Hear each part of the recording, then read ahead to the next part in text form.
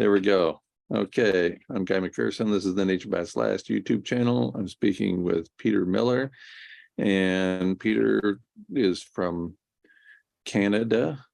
And that's all I want to say, because I want Peter to introduce himself with a few words, if you don't mind. Yeah, no problem. So I'm happy to be meeting with Guy again to review some old material about the potential connections between his work and my work in psychology. I first encountered Guy's work in about 2018 when I read his book Going Dark and emailed him to ask him some questions. And since then, it's been a bit of a dialogue here and there, and we have some pretty interesting conversations and generate some interesting insights, I think.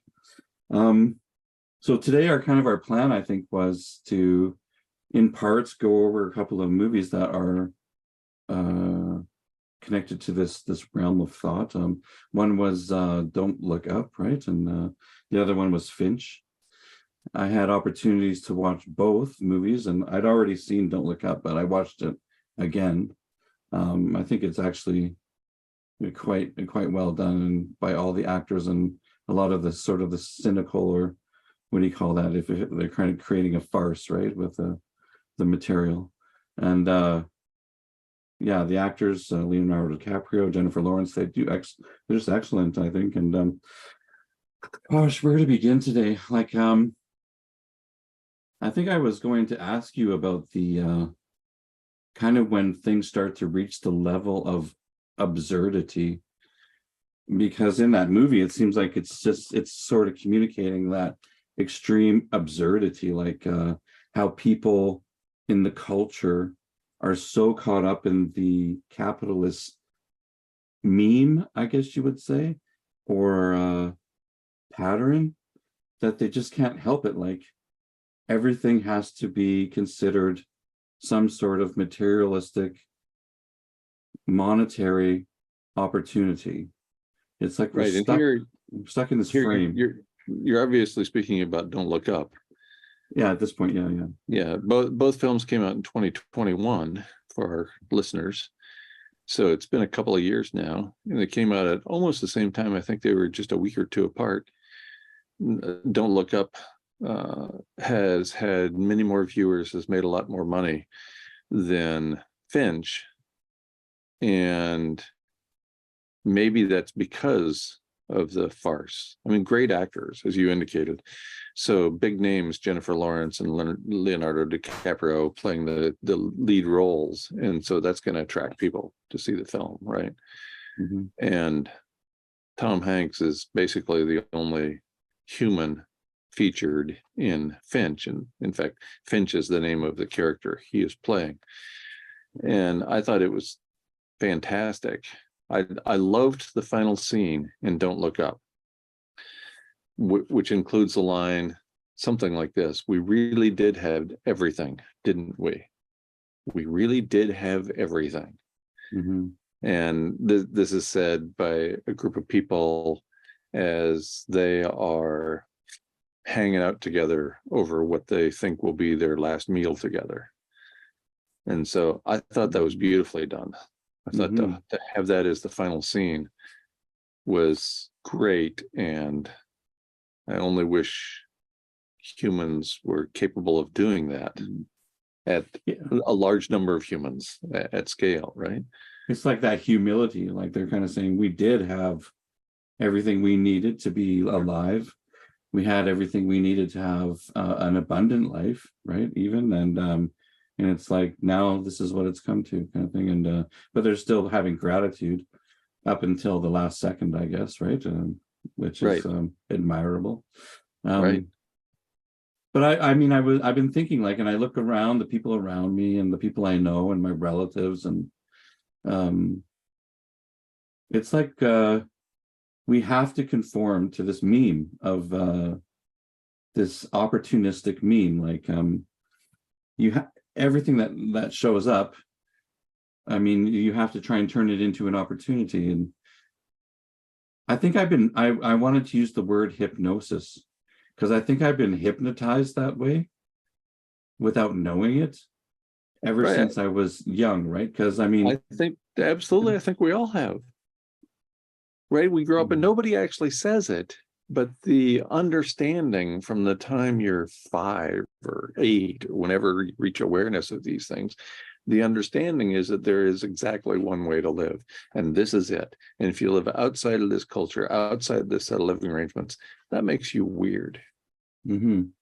Well, I you mean, to grow even up with idols and stuff, right? And right, I want to be like that famous person, or I want to be like that famous person, or that wealthy person, and I want to emulate that. And if I do that, then I've made it, kind of thing.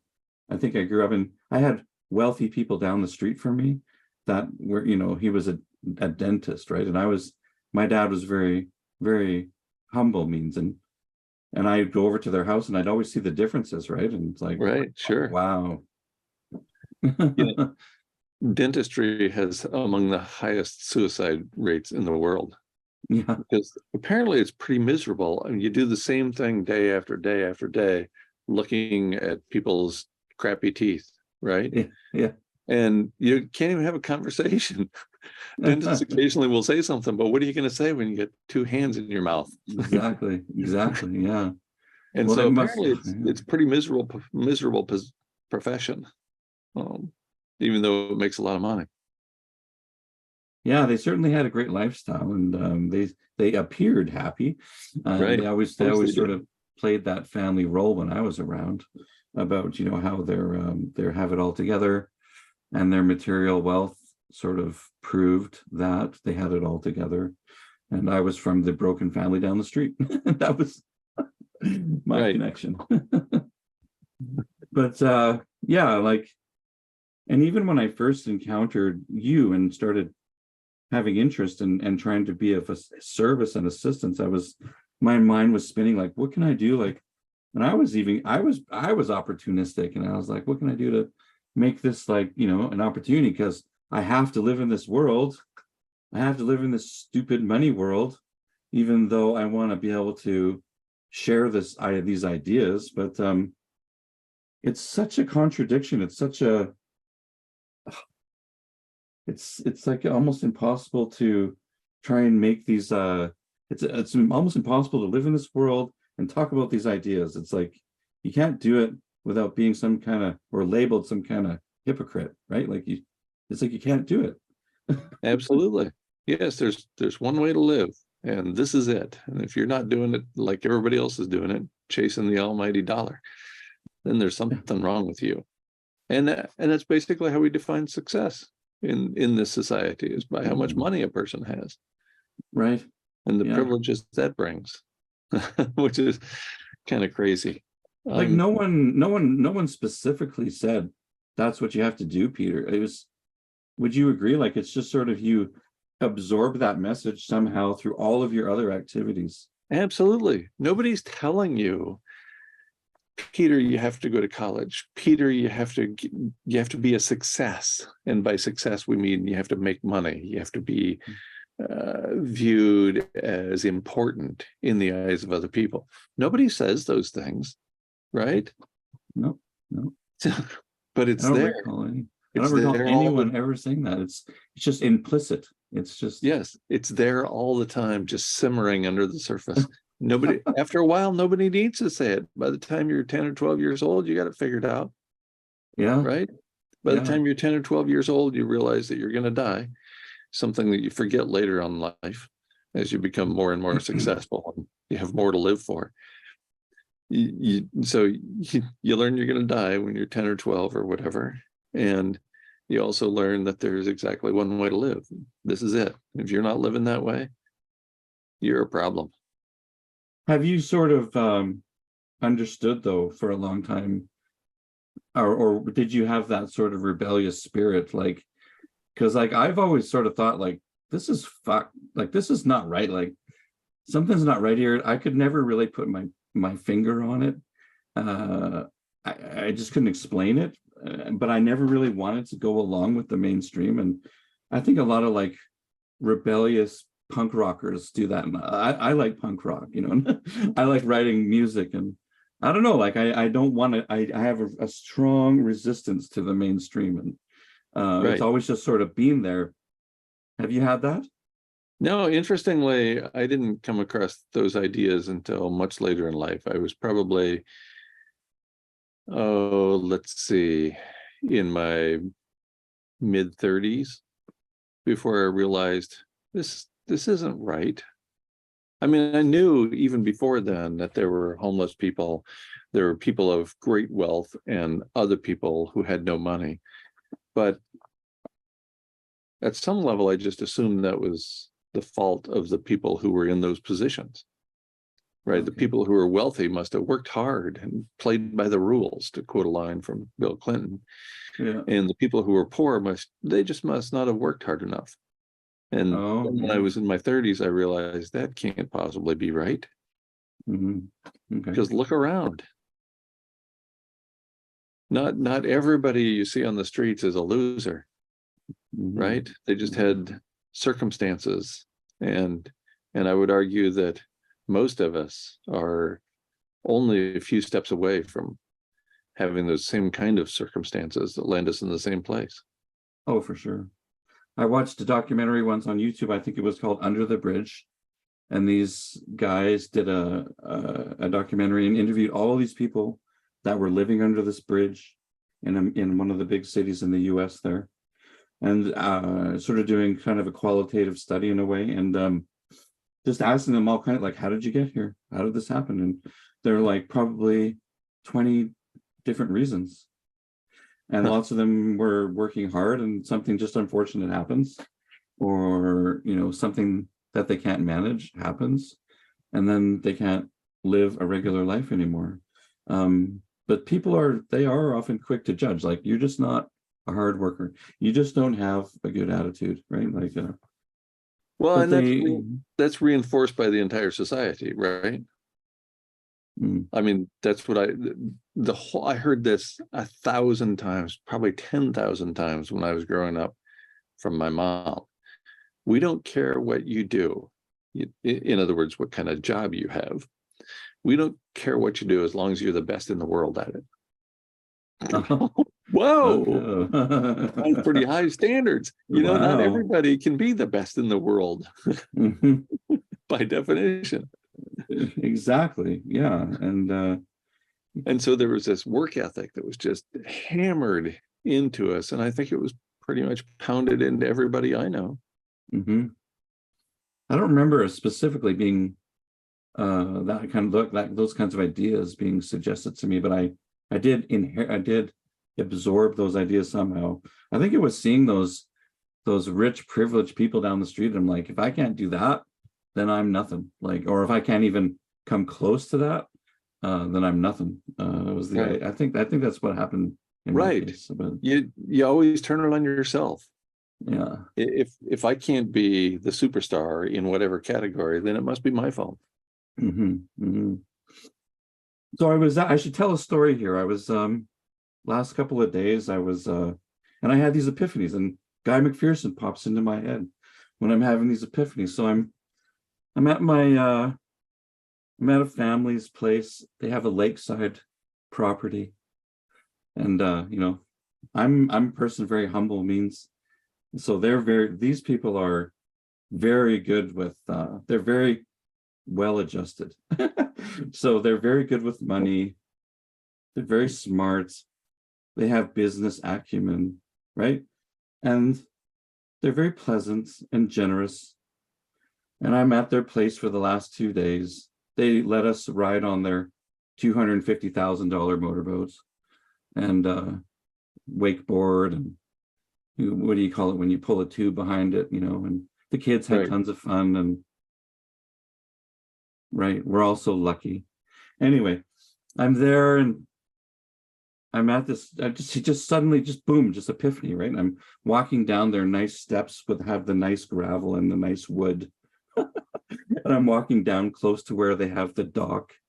And it pops into my head, like guys, he's right. Like, and I'm looking all around the lake, and I see all these similar properties with boats all around the property, all around the lake, right? And I'm like, guys, he's got it, because this is what people want, and Right. they want their piece.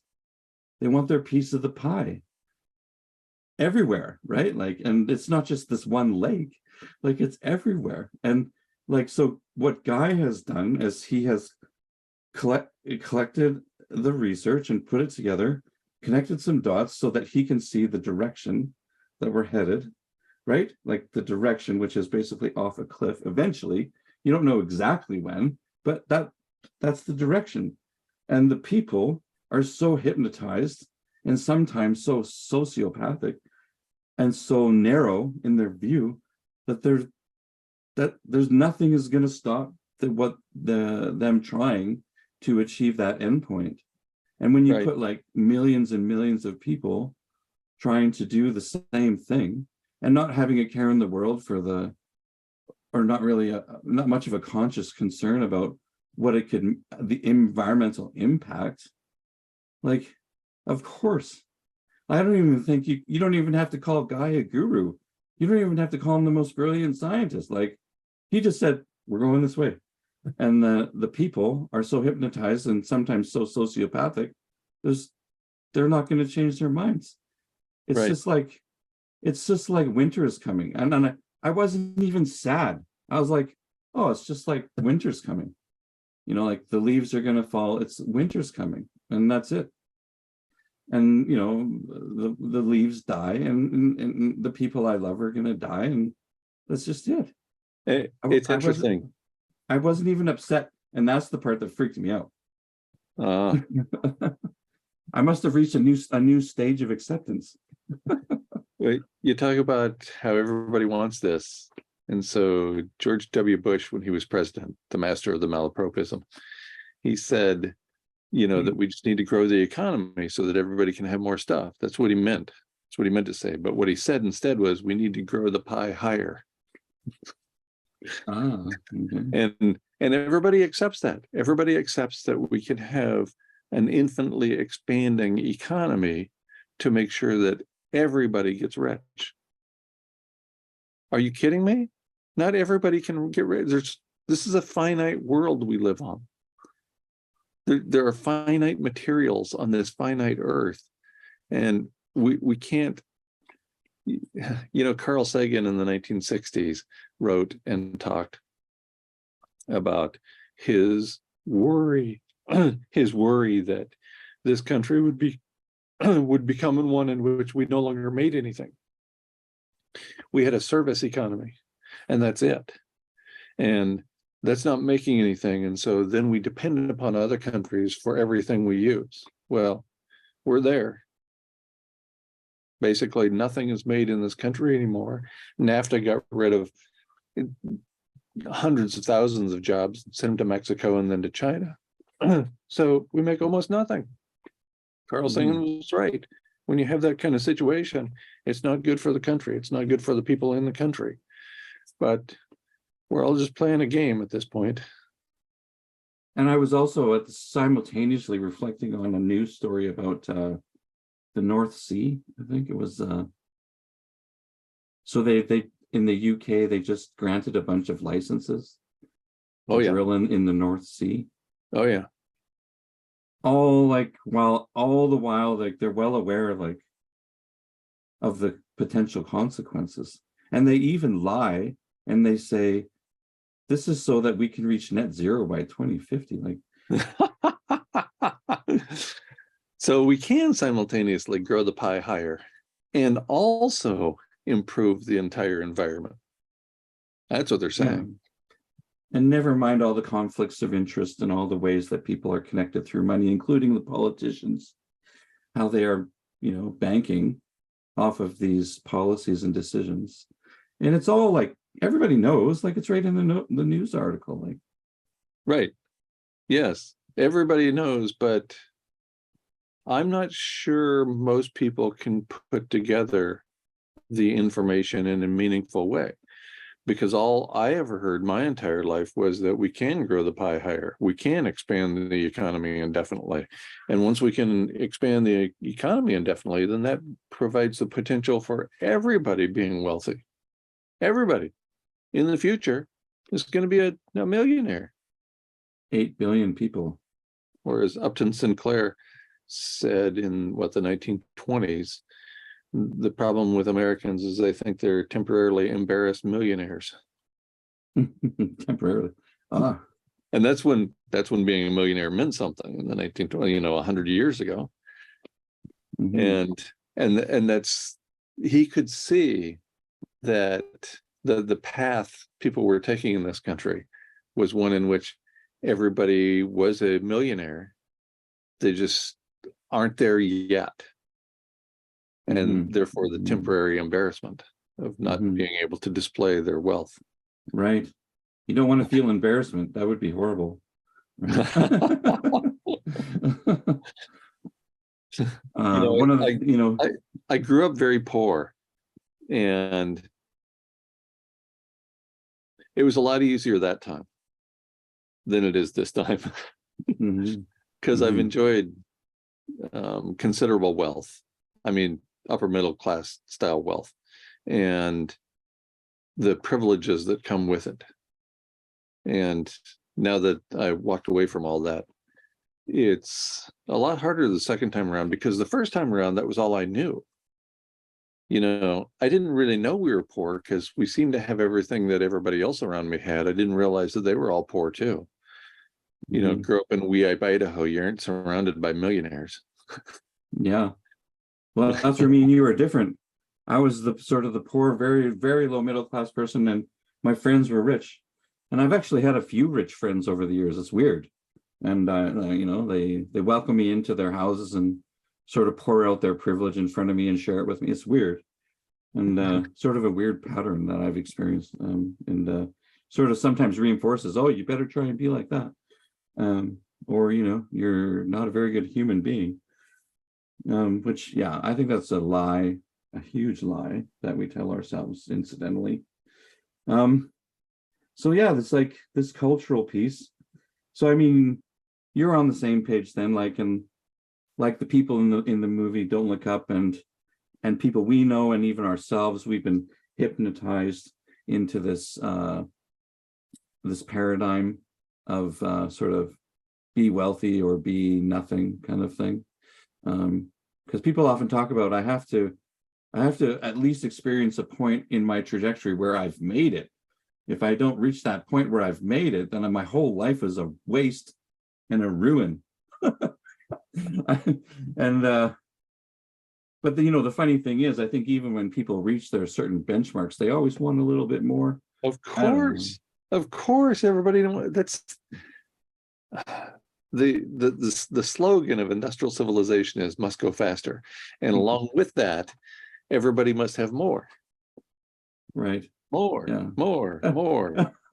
That's our cheer. That's our calling card. More. I should ask you this question. Sorry, I've thought about the concept of greed, and some people have said, and this is going to actually go into a place of deep cultural controversy, I promise. But the concept of greed, people have said, oh, it's normal. It's a normal thing for humans to have greed, and as I've been thinking of these things over the last several years, I'm like, no. And as I've been in my practice as a psychologist, I'm like, I think it's an aberration. I think it's an illness. I think greed is something like, it's like psychopathy, sociopathy. It's in there. And I can't remember the name of the film or the actor. The actor was playing Gordon Gekko, and he said, greed is good. Yep. Yeah. And that was 1997, something like that. So yeah, I remember that. And Douglas. It was just echoing what everybody believes. Everybody I know, greed is good as long as it's my greed. Right. We can't have it happening to everybody, obviously.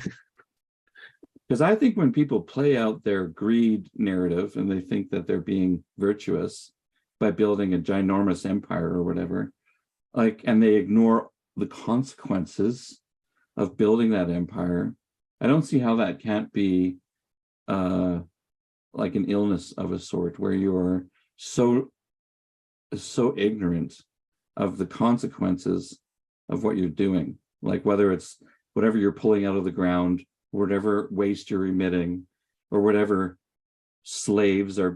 number of slaves are building your product, right? Like, how do we call these people virtuous?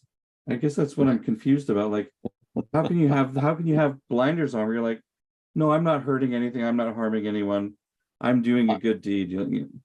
I think it comes down to the Upton Sinclair line. We're temporarily embarrassed millionaires. We all think we're millionaires in the making, that it's right around the corner. We're going to be those people.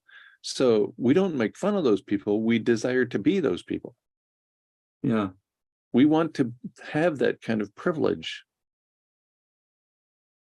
Right. So that we want to be able to have so much that we can give back to the world. But while we were building our empire, we did so much destruction. Like how can that part be ignored, but it's just so strange. I think humans are so strange in the way that they spin narratives. I've become fascinated with narratives in the last couple of years as well, because we are storytellers, and the ways that we tell stories to ourselves and others, I think that's how we justify our harmfulness to the planet and to each other. And it is strange how we can tell these stories and then believe it, and then other people believe it. All you gotta, I think, and if you want a really great empire, you better have a good narrative. Right. You better have a good narrative, a good story. So are you thinking that greed is like in the realms of illness, or do you think it's just normal human behavior? I think it's both. Okay. I mean, it's not normal, but it's typical human behavior. Almost everybody I know wants to, and almost nobody is willing to recognize the consequences of what it means to become wealthy. But you gotta stomp on people and on the planet to get there. I don't think that you would do it. I don't think I would do it. Like, if you had a car company and you knew the consequences of whatever, extracting the materials, if you knew all of the ramifications of building those cars, would you still do it? Like, well, I don't think I would do it. Of course not. Of course not. There are a few people in the world, and I know a few of these people, that have given their lives to service in whatever form it takes. The woman who founded Poetry Inside Out and who asked me to come in as a guest for one day, and I stayed for 4 years. She was clearly committed to a life of service, and she used to tell her husband that God will provide. And his response was always, can he start providing every Friday? He meant she should be making money, right? Because that's what we do. Like the people that build smartphones, they must know that those kids have to go down in those mines, right? Of course they don't. How could they not? If I know, and we're not in the cell phone industry, we're not in the mining industry, we're not involved in environmental organizations that are trying to stop that from happening, yet it's common knowledge that the quest for coltan, this complex ore, is what's killing a lot of people, women and children all over the world all the time, but always out of our sight. You don't ever see this on the corporate television, do you? And what do they pay those kids? Pennies per hour? Yeah, if anything. And it looks like they're just in rags. I mean, the pictures that I've seen, maybe it's all just fabrication, what I've seen, but it's got to be somewhat close to the truth, Of course. How could Apple make $1 billion every 15 minutes if not for the ability to exploit people? Yeah. I mean, that's what it takes to make real money. Yeah. Is exploitation. I think that's been a big block for me, because I've always wanted to help, but I've never been able to generate a big income from wanting to help. That's because there isn't any ability to do that. I have to You think Steve Jobs and Warren have Buffett to- and Bill Gates are all about service? I got to think like a freaking sociopath, or I can't make money. Or very much. But you can't. You're not cognitively capable. You don't have the character to think in that manner. You can't, or you wouldn't be doing what you're doing today. I need to go to sociopath school. Yes. I Shut down some of that. I think they call that an MBA. Okay. Yeah.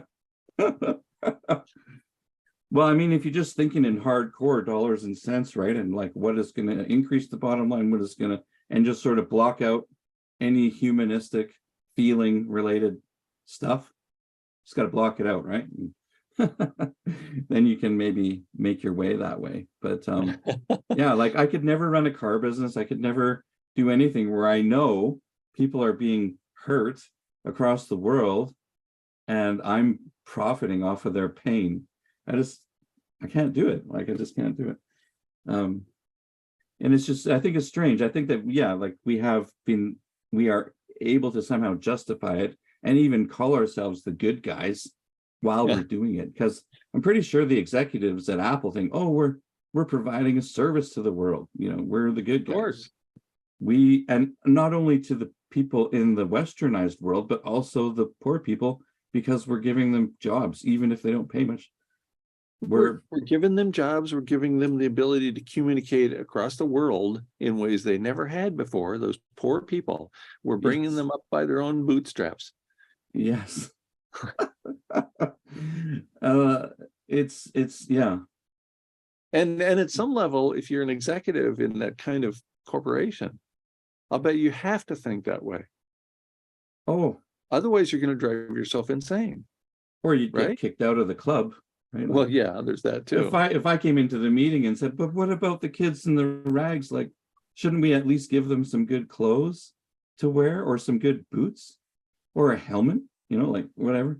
Yeah. The next sentence would come out of somebody else's mouth, and it would be something like, "We're looking for a new board member." Yeah, get rid of that Peter. Get rid of him. So you ready to go even deeper on the cultural level? Because I'm ready. Like, if you're ready. Yeah. So, and this sort of plays into some of my history. And I don't mind being open about myself, as you all know from the last episode.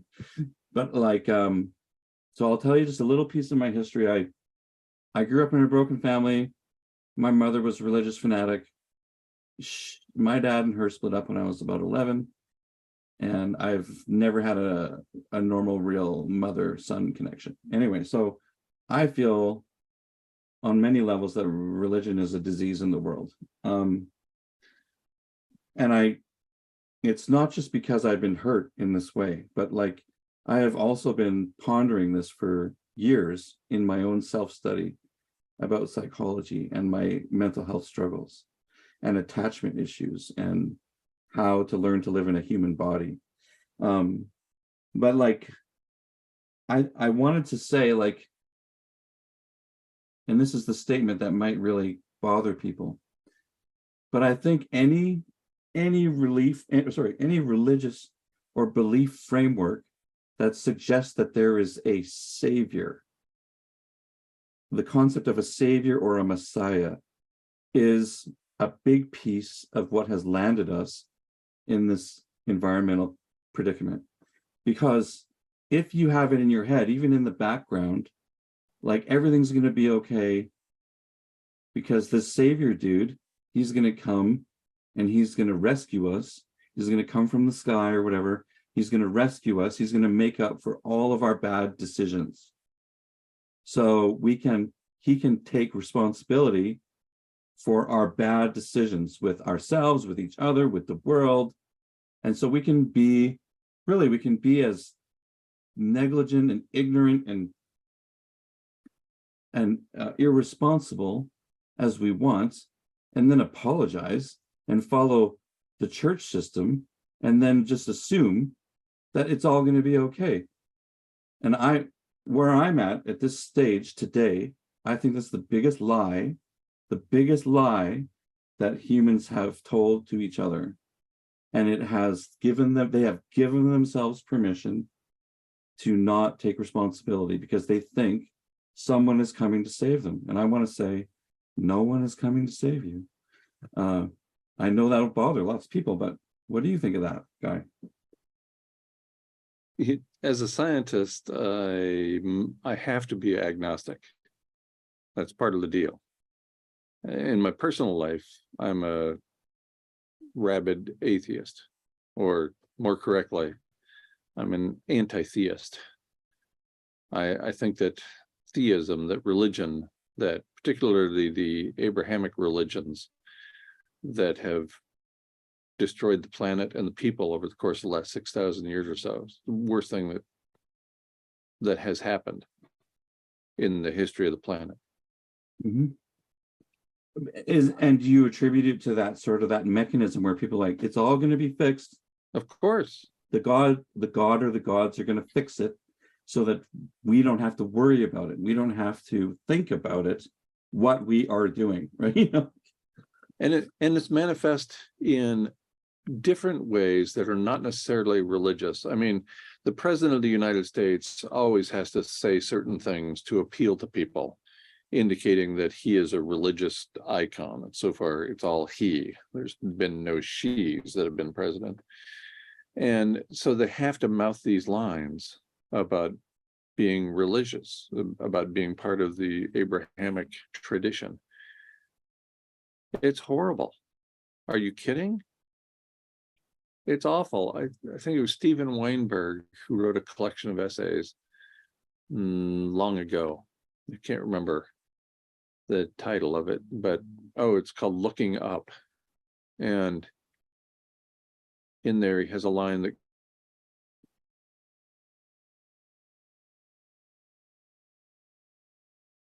there always be bad people, but for good people to do horrible things requires religion. Requires religion. And he meant, of course, something like the Abrahamic religions. I think that religion can come in a variety of forms, not necessarily associated with a god or a deity of any kind. People become religious in their behavior about all kinds of things. And I try to be very careful about not falling into that trap myself. I was, after about 25 years of not being in contact with one of my former graduate advisees, I spoke with her on the phone a few days ago, and I was stunned by the words coming out of her mouth. She kept saying things like, all we have is today, and we must live for today because tomorrow is not insured, and living in the here and now. And I'm like, wait a minute. Those are the kinds of things I've been saying, but I didn't think I was saying them 25 years ago. But she got them someplace. Mm-hmm. It was so good to hear that coming from somebody who is considerably younger than I am. In fact, she was complaining about how she misses her 40s because she just turned 50 a month ago. I'm like, 40s? I don't miss them. I don't remember them. So yeah, I'm just, yeah. You know, some people have the ability to not take all of this for granted. Mm-hmm. To not even take another day for granted, and to live accordingly, to treat people with respect and with dignity, no matter how you come across them, no matter what they're doing. Mm-hmm. But it's a rare person. I was quite pleased to run across one. For sure. Well, I guess when you reach that point of, I guess, understanding, you have to go through a few evolutions if you're going down this path. And, you know, I went through several evolutions of resistance. And again, I just want to reiterate how I was struck by how unsad I was when I was at my relative's property. And I was just like, it's just what it is. Just what it is. And Right. I wasn't sad in the least. Like it was just total 100% complete acceptance, and I was stunned. But it's hard And to give up privilege. It's hard to because give up privilege. I used to feel some anger towards you, right? It's like, why do you keep telling me this? Why do you keep telling me all these awful things, right? And I was projecting that onto you, and wanted you to be the bad guy. And You're not the only one, by the way. but I was like, Guy has nothing to do with this. This would happen if Guy existed or not. Like, it has nothing to do with Guy, really. You've helped us understand it, but I mean, the whole thing would happen anyway. It's just like you get the wrong people in charge of the wrong kind of power. Game over, basically. Right. They've got their hands on the most lethal things. They're not going to let go. They will not let go, and they're going to use it up until they are on fire, whatever. Right? Every day seems like a normal day because they just live in their little bubble and they don't see in the Antarctic or the Arctic what's going on. They don't look around the world. They just kind of see what's happening in Edmonton or Calgary, right? Right. Right. It all looks normal Well, today, so everything must be fine. I created a video a few months ago titled something like "Additional Privilege is a One-Way Street," and I used my dog as an example. When my brother and sister-in-law were house sitting and dog sitting, my dog learned to jump up on the bed. And I discovered this after they were done house sitting. I was moved back into my house, and I go to let the dog back in the house, stumbling early in the morning, and she comes back in and jumps up on the bed, and I'm just a few steps behind her. So I come into the bedroom thinking she's going to be in her bed like she always is when I let her back in, and she's in my bed.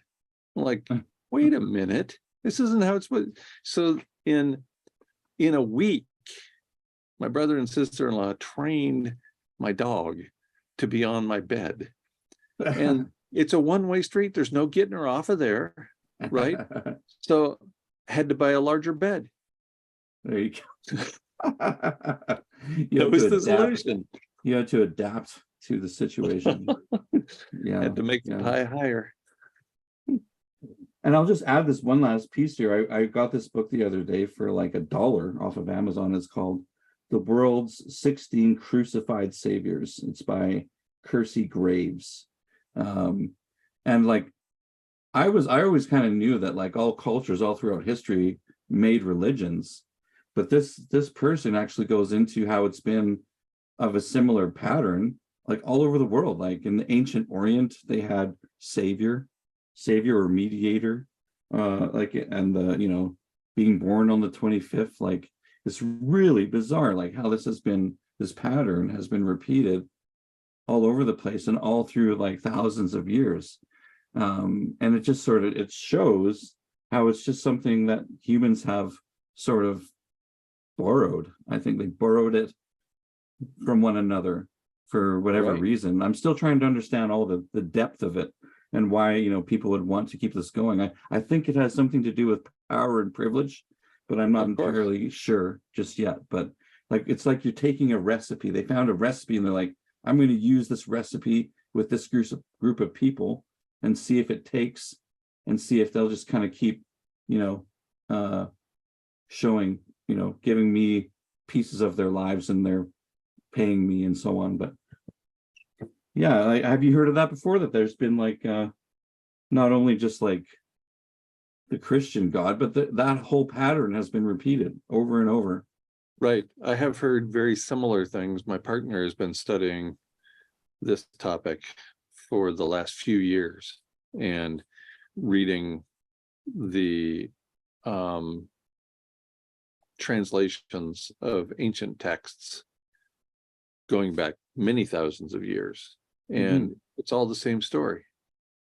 It's all about the winter solstice, or nearly so, and the days getting longer after the winter solstice, is typically on December 21st or 22nd, pretty close to the 25th. And so she's been seeing these same kinds of patterns going back many thousands of years, long before the Christian story. So And I haven't read that stuff because people think I'm crazy as it is, and even mentioning things like that when I don't know much about it, that makes me suspect for everything I say. Well, I'm happy to be maladjusted, I'll tell you. And I think anytime I come too close to being well-adjusted, I got to do something crazy to make it like, so I'm not totally adjusted, because I can't stand the idea of being well-adjusted. I don't want to be well-adjusted to this society. Something successful starts happening, I need to blow it up. That would mean success, and that would mean being sort of one of the dominant, one of the mainstream. I can't do that. Yes, exactly. Yeah. So I mean, I like piecing together these, like what compels people to act like this, and to sort of think in these ways, and to ignore parts of reality. And because I don't think you can destroy yourself without ignoring parts of reality. Like, how could you destroy your children's future without ignoring something? Mm-hmm. You have to remain in sort of an insane state, don't you? If I'm gonna light my kids on fire, like, isn't right? How would you do that otherwise? Right. Yeah. Reality isn't for everyone. No. Right. And that's how we get to those places. Right. And it's a huge insult for us to be speaking in these ways about people like that, because they are the eternal good guys. I'm convinced that they believe they're the eternal good guys. If you're running Tesla, if you're running Apple, whatever, if you're running Google, anything, whatever, any big successful business, you are the good guy forever. Yes. In this society, we worship the billionaires. We worship the people who destroy the planet and the people, who exploit everything they possibly can for a few dollars more. Mm-hmm. Those are the winners. We all want to Mm-hmm. be. We all want to be Bill Gates and Steve Jobs, right? Which is so bizarre. Why would we want to be like that? I guess. Right. How do we reconcile that? How do we correct that? How do we flip it over so we don't want to be a sociopath? Like, I wanted to be a sociopath. Well, of course, nobody says the words, right? I just want to have everything that the sociopaths have. I don't want to be a sociopath. Right. I just want to somehow I just want to benefit from their privilege, or collect a paycheck from their company, but not be the one who's making the big decisions. As if we can separate the two, right? As if, right, yeah. So if I'm an executive working for Google, I'm free of accountability, as long as I'm not at the top of the pyramid, kind of thing. Right. Yeah, that's not true. And even then, you're protected, even if you're at the top of the pyramid. Right. There are enormous protections. For one thing, I can't even have a conversation with you. You know, I don't imagine the CEO of Apple has a readily available phone number, and he's just sitting there waiting to answer. Yeah. It just reminds me of that last scene of Don't Look Up, or one of the last scenes when Leonardo DiCaprio was confronting that guy who's building the ships to go blow up the asteroid. And he says, how can you be like a businessman? He's like, huh, you think I'm a businessman? He's like, this is evolution, right? This is service, or whatever he was calling it, some bullshit. Right. You have to convince yourself that you're the good guy, right? To do bad things. Absolutely. Right. That, yes, you have to convince yourself and ultimately others that what you're doing is for the public good. So keep going to church on Sunday, so that you can be convinced that you're the good guy while you're doing bad things. It's like a blue bag program. You ever heard of the blue bag program? Speaking of which, can you put in a pitch right here for your free course? Oh, yes. Well, I'm just, I had let's say 10 years of work went into this course, where I was writing and putting information together, and PowerPoint slides. It was a book and a blog, and now there is a course about borderline personality disorder. available at freebpdcourse.com. It's loaded with resources that I've collected and lots of self-reflections about my own life. Lots of links to other professionals who have things to say about it that can guide you in different ways than myself, and probably even in better ways. I've got in there lots of flashcards. I love flashcards and quizzes that I created. If you ever want to expand your emotional vocabulary by about 800 to 1,000 words, there is something in there that it uses an app called Brainscape. And so you can use that for free and learn more about emotions and how to deal with those. I mean, even if you don't have BPD, even if you have just a regular anxiety disorder or depressive disorder, like learning about any of this stuff can still be helpful. If you want to, like, get through the challenges of studying this material that I'm talking about with Guy, you need something along the lines of a mental health strategy. I mean, and especially if you have a pre-existing condition or you're vulnerable in any way, I think it's important to reach out in some way or learn some things, because this is not easy territory. Like it's like I was saying before, like it takes a few evolutions of emotional work to actually get to a point where you don't want to say it's all Guy's fault, kind of thing. And we'll put the link freebpd.com right underneath course. this video. Free BPD Right. course, yeah. Right underneath this video, the first thing in the description. Yeah, thanks for letting me share that. Of course.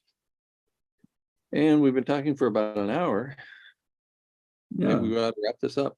better I've wrap it up. noticed it's interesting. I get email messages every day saying, I love the long videos. We need more of these long videos. And then I look at the statistics. Nobody watches the long videos. It's longer than 10 minutes. People are just like, I can't do that. Yeah, So, I noticed that too. It's really interesting. But you never know, if you hang in there, you might catch something that is a game changer or a paradigm shifter. So Right. It's worth it, I think, for and my and Guy's discussions are pretty awesome. So Yeah, and we're going to have another conversation after this one. So stay tuned for we'll see you. So Yeah, we'll have another one of these. sounds good. So don't go away. Okay. All right.